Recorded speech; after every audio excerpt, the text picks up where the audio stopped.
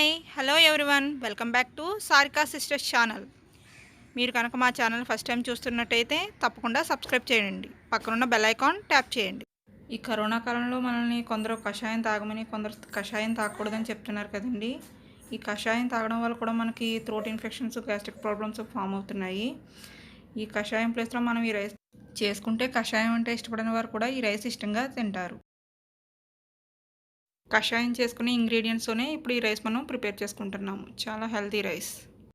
ఈరోజు మనం తయారు చేసుకోబోయే రెసిపీ హెల్తీ హెర్బ్స్ రైస్. వాటికి కావాల్సిన ఇంగ్రీడియంట్స్: తులసాకు, పుదీనా, కొత్తిమీర, రైస్, ఆయిల్, లవంగాలు, యాలకులు, దాల్చిన చెక్క, అల్లం, వెల్లుల్లి, పచ్చిమిర్చి చిన్న చిన్న పీసెస్గా కట్ చేసి పెట్టుకోవాలి, పెప్పర్ పౌడర్, సాల్ట్. ముందుగా మనం స్టవ్ మీద కుక్కర్ పెట్టుకొని 3 స్పూన్స్ ఆయిల్ వేసుకున్నాము. ఆయిల్ హీట్ అయినాక మనం మసాలా ఫ్రై చేసుకుందాము. యాలకులు, లవంగాలు, దాల్చిన చెక్క ముందుగా ఫ్రై చేసుకోవాలండి. ఒక 5 లవంగాలు, 3 యాలకులు, చిన్న దాల్చిన చెక్క ముక్క తీసుకుంటే సరిపోతుంది. ఇవి బాగా ఫ్రై చేసుకోవాలి.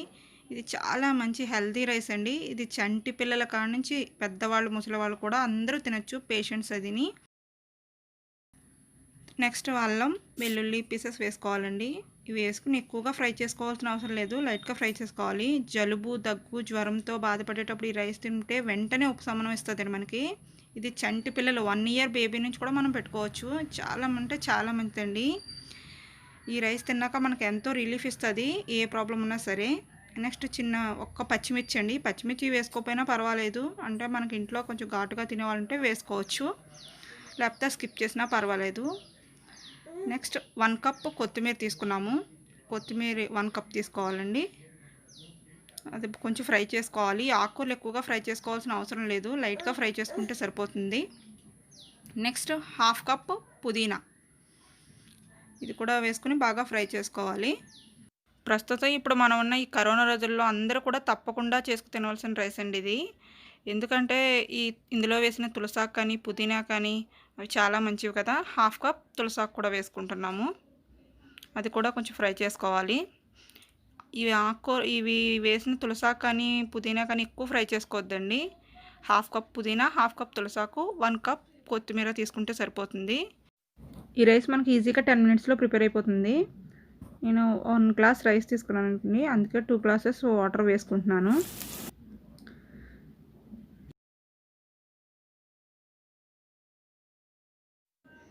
ఈ రైస్ మనం స్పైసెస్ ఏం వేసుకుంటలేదండి, ఘాటుగా ఉండదని అనుకోవద్దండి. తులసాకు, పుదీనా, మనం వేసుకునే పెప్పర్ పౌడర్, వీటి వల్లే మనకి ఆ కారం యాడ్ అవుతుంది. 1/2 స్పూన్ పసుపు వేసుకుంటున్నాము. ఇవి మరిగేటప్పుడు వేసుకోండి, ఇది బాగా బాగుంటుంది. అంటే ముందుగా ఆయిల్లో వేసి ఫ్రై చేసుకోకుండా ఇలా వాటర్ వేసుకున్నాక వేసుకోండి. 1/2 స్పూన్ పెప్పర్ పౌడర్. కారం అనేది మనకి పెప్పర్ పౌడర్తో యాడ్ అవుతుంది. మనకి రుచికి సరిపడగా సాల్ట్ వేసుకుంటే సరిపోతుంది.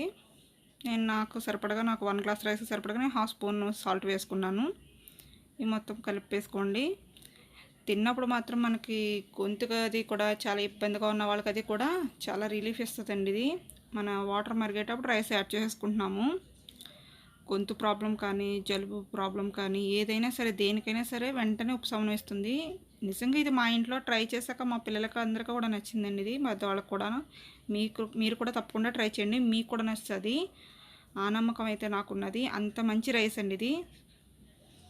కుక్కర్ మూత పెట్టేసుకొని మనం 3 విజిల్స్ వచ్చి ఉడికించుకుంటే సరిపోతుంది. ఇది కూడా మన రైస్ ప్రిపేర్ అయిపోయింది. ఇప్పుడు ఈ రైస్ ఎప్పుడు ప్రిపేర్ చేసుకున్నా కానీ వేడివేడిగానే తినండి, అప్పుడు టేస్ట్ బాగుంటుంది, మనకి హెల్త్కి కూడా మంచిది. ఈ రైస్ని ఇప్పుడు మనం ప్లేట్లో సర్వ్ చేసేసుకుందామండి.